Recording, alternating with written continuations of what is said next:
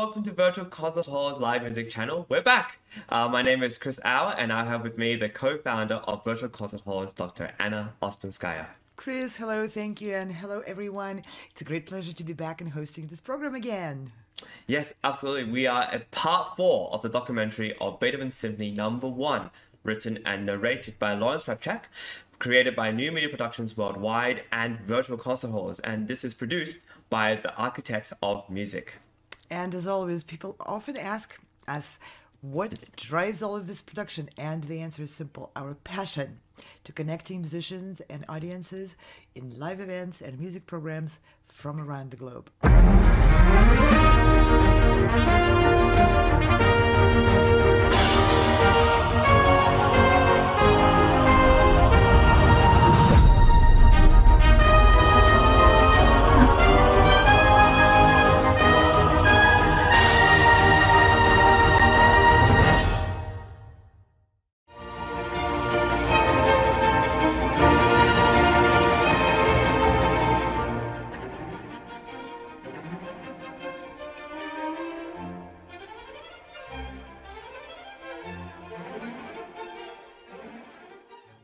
The second movement is the traditional slow movement of the symphony, and it's written in a sort of gallant Rococo style, the pleasant, easy listening that was preferred by the nobility of the classical era.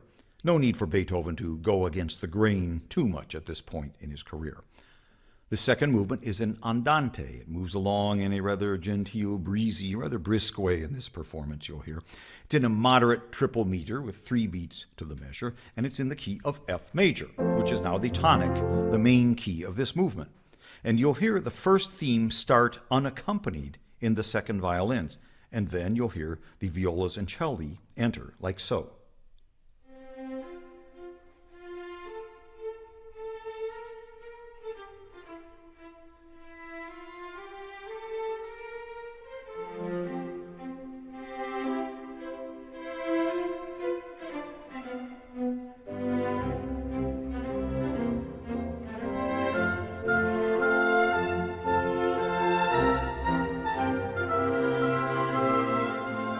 And did you hear what Beethoven did there? The second violin started with the theme in the tonic key, the key of F major,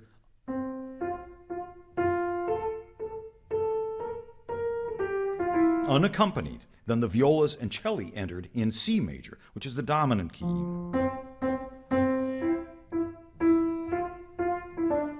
As the violins went on to play against them. Then there was a brief link, and we returned to F major as the violins and woodwinds took up the melody.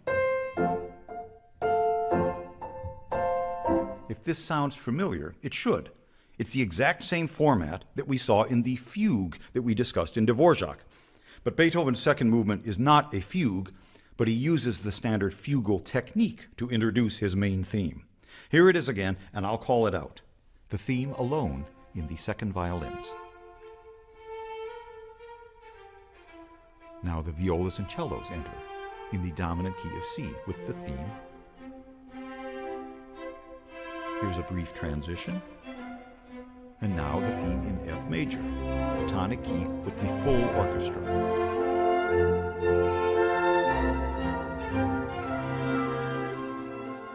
But now, as things progress, we notice more interesting features. The theme you've just heard cadences in C major. That's the dominant key of F. And a new theme is heard now, also very graceful and charming, and also in C major.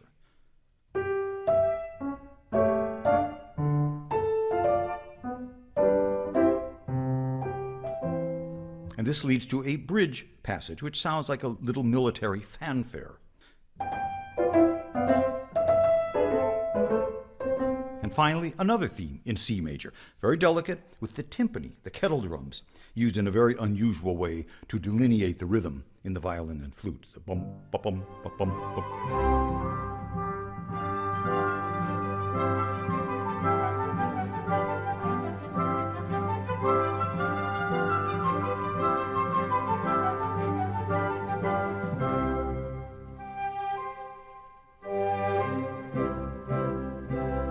And the first section of the movement closes in the dominant key of C.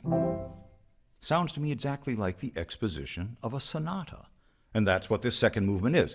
The first theme, in the tonic key of F major, but here fancied up a bit as a fugato, a little fugue. A move to the dominant key of C major, where we heard the second group of themes, 3 of them, including that little military thing. And we close the section in the key of C, exactly as in the standard sonata exposition. But something else really fascinating is happening here. That second theme, the graceful one, this one, is built on a 2-note motive. 1, 2, 1, 2, which is the same prominent motive from the main theme. Again, a motivic cohesion or unity here. And as we now continue into what must be a central development section, Beethoven uses that little 2-note motive, bottom, bottom, to seamlessly move us into the remote key of D flat major, like so.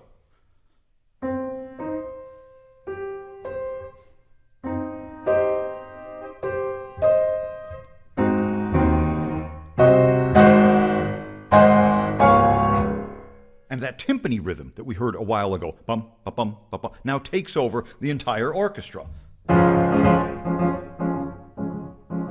And these 2 motives, the little 2-note motive and that clipped timpani rhythm, bum, ba, bum, ba, bum, they are it. The entire development section consists of just these 2 things.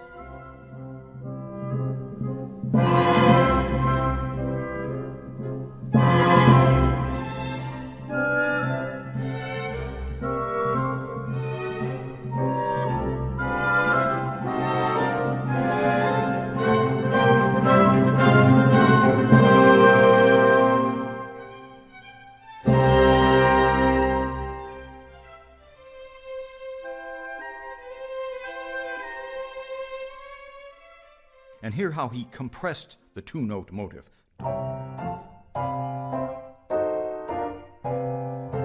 And the music moved back to the tonic key of F major. And the recapitulation is upon us.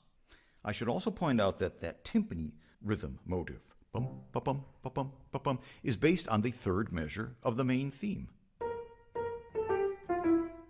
Yes, that rhythm. And you heard it prominently there as we were arriving back in F major.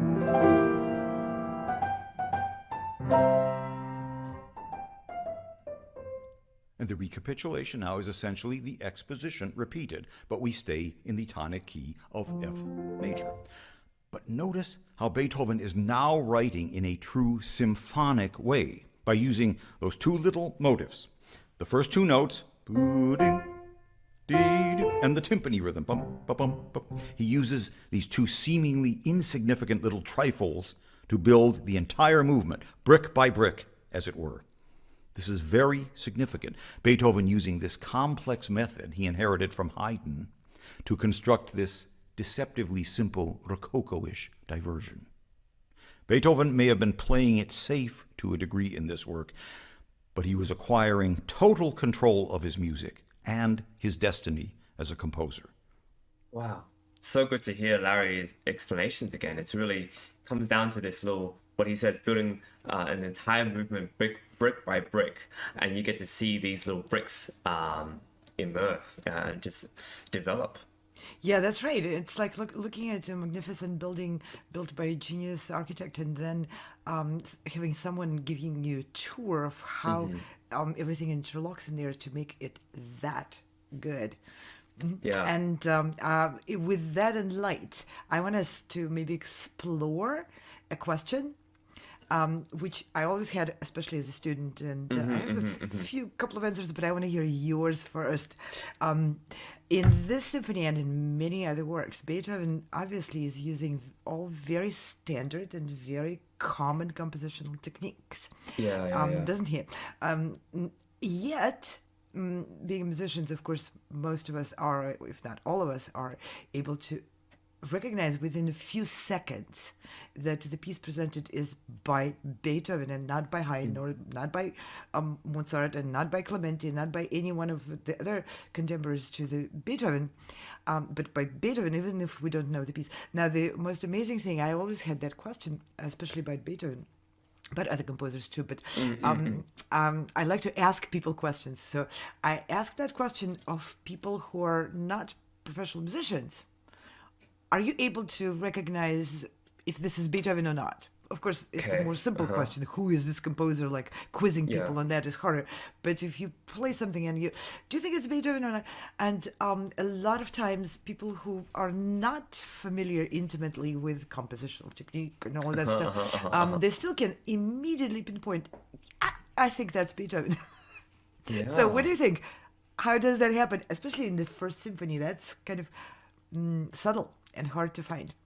It's hard. I mean, I think this second movement, I would not attribute immediately to something that's Beethoven in first listening. There are some things that make you think of it, the way he uses rhythm, the way he cadences. He really likes this idea of repeating the dominant chord, or even if you resolve the tonic, to repeat that a lot as if to establish it, and then he kind of moves on and uses one note from that tonic to lead into something else. So there are signs of his, but I think in this, just as Lawrence Rapchak says, it's this sort of he's playing a little safe, I would say. It's a rococo kind of diversion. It's safe, but he's still in complete control of what he's doing, and because of the fact that a lot of his early works is sort of hinting and with a gentle nudge towards Haydn, this father of the symphonic genre. I think he was still wrapping his mind around it and working with that. But it's not immediate. My answer to your question right now is that it's not immediate. It's almost as if it's there's little clues, but later on, I think you see him really acquire that, especially when he uses the way he uses sforzandi. I think the way he uses accents and sforzandi is unique to him, and it's a way to emphasize and usually the sforzandi are written in consecutive. There's like 3 in a row, and that's right. It's meant to signify not just an accent, but a kind of crescendo, a kind of a Gothic accent, a way of really holding back something so it doesn't just flow. There's a bit of a resistance, and this idea of resistance, pushing and pulling, I think is also very unique to Beethoven. This idea of something stretching and growing, and there's a bit of resistance before it finally launches, is very unique to Beethoven, which I think later symphonic writers would imitate and use very often. You get this in Brahms, you get this in Tchaikovsky, you get this in the symphonies of Mahler as well. This idea that something's building gradually and there's other things that supplement it, and the dominant is stretched in a way. But that's hard to really ascertain because we're living in this particular movement. I have a specific measure in which even if I didn't know that this piece at all, if I heard it for the first time, there is a specific moment at which I would be left with no doubt this is Beethoven. Do you have that? Okay. You don't have that? Yeah, I'm asking you a question. I don't know. I can't. No, I can't. you I mean, can't knowing it. Interesting. No, can you? Yeah, well, now what I is know. yours? I know the symphony, but even if I didn't, The second movement. You're talking about the second movement. Just the second. Yeah. The second movement is probably would be the hardest to identify because it's just so standard, right? And it's so seemingly, conventional to the period and everything. But there's one moment in there where he goes to the D flat major. Which is no big deal either, it's lots of composers. Generally speaking, right? Generally speaking. But the way he goes in there, and then the way he adds that timpani on the very low register, Right. the way he stretches the registers, all of a sudden, just like you said, something was brewing, and then explosively expands into that unusual key. And, even in the score, you see very thin score, and then suddenly it's the entire orchestra doing that D flat major, and then timpani starts taking over with the rhythm. I think that's a signature of Beethoven. And even if you don't know how it's constructed, the way Larry points out to those pieces is like, I can envision it. Like I'm standing in front of, Sistine Chapel. And Right. someone tells me, okay, this is Michelangelo's signature stroke of Right. paintbrush, and I would immediately go latch onto that, and I would feel yes, that's it. Well, I agree. Like thinking back, it's not in the theme, but it's in the way he develops it, where sometimes all of a sudden he's in C minor, and then through that, it's sort of like the genesis for all this other, like he's going to D flat major and all that. And it's very brief. It's not as if he stays there for long, but it's just enough so that you know that's his trademark. Yeah, it's almost like he comes in and says, "Okay, guys, enough Yeah. of this. I'm putting my signature on the piece." Right. Wow. I have a question for you as well. Yeah. Like, what, in terms of when you're listening to it, when you listen to Beethoven and you hear that, oh, this is so him, how does it make you feel? Does it make you feel as if you're in familiar territory, or do you feel like, oh, it's this, what is the emotion you're attached with knowing this is Beethoven's music? Oh, that's interesting. That's a really good question, and I think it would be personal. I wouldn't generalize that it's But for anyone you, else. like Yeah, when you it's listen to, oh, this is, yeah, is it it's strength? Is it a mark of strength? Is it a mark of, what is it? What do you think it gives to you? And there's many moments in this kind of thing that make you think of yeah, it. But yeah. I know what you mean. I think I understand your question. It's the sense of recognition, and well, everybody has, their favorite composers, not favorite. I just have different relationships with the composers, and some are, you know, more detached, more distant, and some are more intimate, and all of that. To me, composer as a whole output almost signifies a person who wrote yeah, out all of yeah, that stuff. yeah. So I understand they're dead, but for me they're not quite dead. The composers, they're No, almost no. very much alive, like people. So when I and Beethoven, among maybe half a dozen composers with whose music I identify, it's part of my personality. There are some composers I admire, love to perform, but they're less of my own personality. And Right. Beethoven is one of closer to my skin. So, like the emotion you're talking about, okay, let's say I randomly turn on some recording and it's Beethoven being played. Even if I'm too busy to listen, I still feel that immediate homecoming. Oh, that's part of me coming back. It's Yeah. the recognizing a very familiar face, almost like seeing a Yeah, yeah, yeah. family member coming back Yeah. home from work, something like that. It's a very comforting. I mean, Beethoven is not a comforting composer, but Yeah. for me to hear his music is very familiar and and a very my own experience, because that's just such a significant part of my own personality. His music, I don't know him as a person, probably not, but Yeah. his music But definitely. you do recognize in a way with this through this recognition that there are some composers where you feel that there's more fragility in their way in their expression, or there's certain things that, for example, when I think of where I compare Schubert to Beethoven, there's a different level of strength in terms of the way they want to resolve, or they want to end a piece of music, or they want to, and I think these are personalities.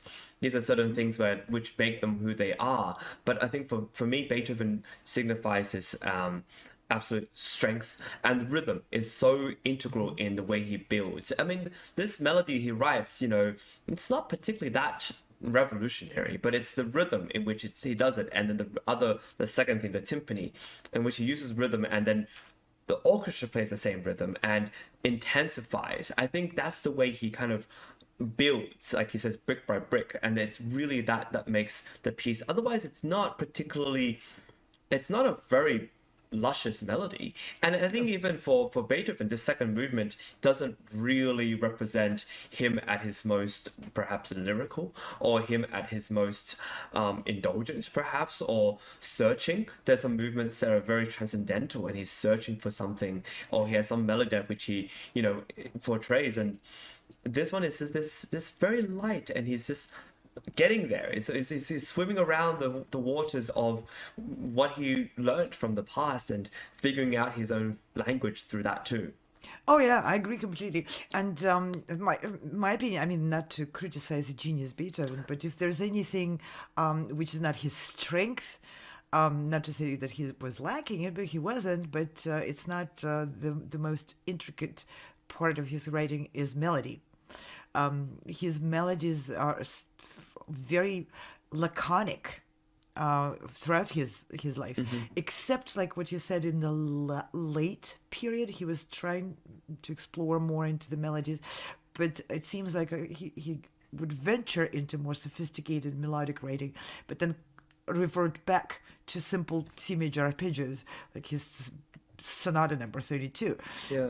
There's an attempt at a more complex melody, but it's not his nature of his writing. It's the development, it's the rhythm, it's the contrast, and so forth. And yeah, his melodies sometimes are very transcendent, but they're all, to me at least, I think they only appear so because of the context they are put into. If you just take a Beethoven's melody, it'll probably be more like a village, simple folk song.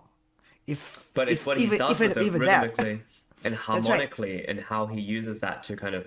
And I think that's what the genius of it. I guess it's not maybe the first thing he thinks of when constructing a piece, but it is something that he uses obviously to get you to find it familiar, and that's what he, I think, arguably does with his theme and variations. That is very, very incredible. The reason why the Diabelli variation, the Eroica variations, and the C minor, it's way okay. I'm happy with that melody. That's fine. But it's what I do with it.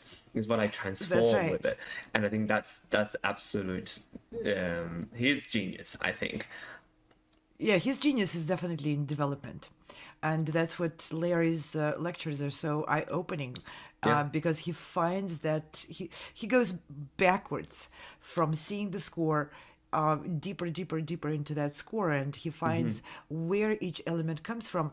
And it's not accidental, of course. It's preconceived and constructed and artfully developed by Beethoven. And that's what he worked his best with, taking something like a single tiny rudiment of a rhythm and making it significant enough to have really strong emotional impact and strong driven part of the plot of the story. He's a storyteller. I agree, and I think this is we've mentioned this quite a few times throughout the shows, because I think this is really apparent in Beethoven's music, but I also think it's very applicable to our lives. And before I thank the team and our collaborators, I think this is what we do, which is start off with very simple projects of like, let's just live stream, let's just get things going, and then it builds from there, and we get other people involved, and there's panel discussions, broadcasts, and we have different things, but it's interview plus music plus judges and everything. And I think that's what's really quite wonderful about his inspiration. And so with that, I mean, I want to give a big thanks to our team, right? Our collaborators, New Media Productions, Virtual Concert Halls, Architects of Music, and of course the incredible narration of Lawrence Rapchak. I never tire of hearing how he thinks about music, and I think it's just fantastic that we have him as part of the show and part of our series.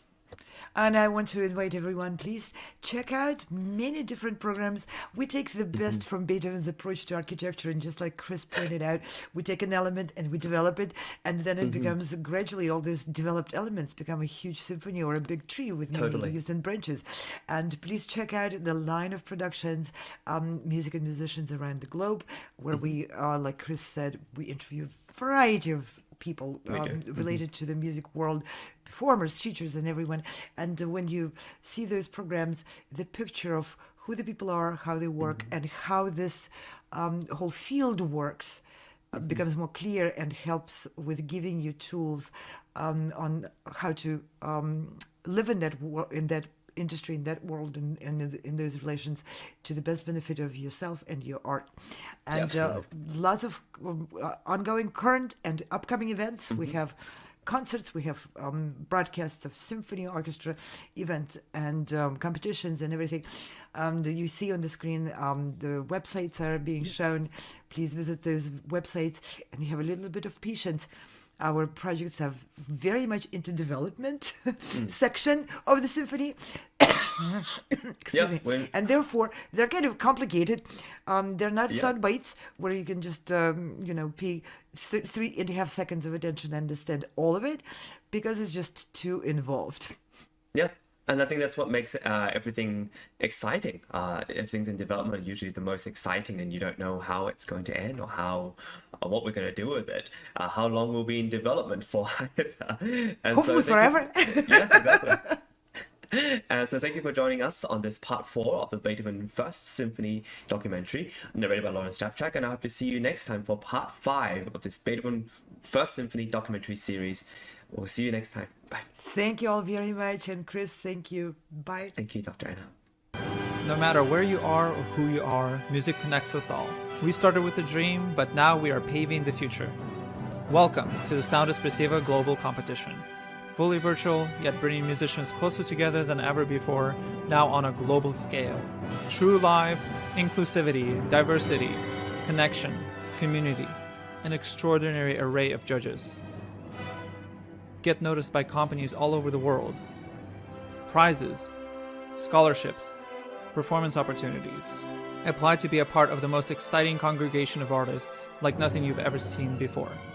We guarantee quality and leave no musician behind. We can't wait to hear you on the virtual stage.